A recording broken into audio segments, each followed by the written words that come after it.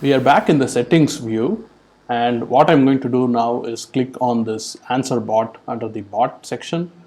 Unlike the unlike the departments and the brands, you do notice one thing in the case of the answer bot. You don't have a way to add or remove an answer bot. Instead, what happens is that each brand that you create is automatically associated with an answer bot. So for example, I have this brand for my app and I already have an answer bot associated with it. Now I have chosen to disable it.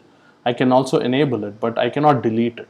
And in the same way, I cannot add a new answer bot any more than the number of bots I already have. So it's basically one bot per brand, or in other words, one bot per website chat widget.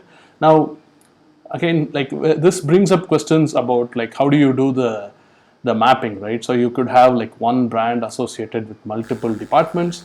You could have the same department being chosen between two different brands, and all these kind of mappings are possible. The only thing that I'll point out is that every brand gets its own answer bot, and if you click into it, you will notice that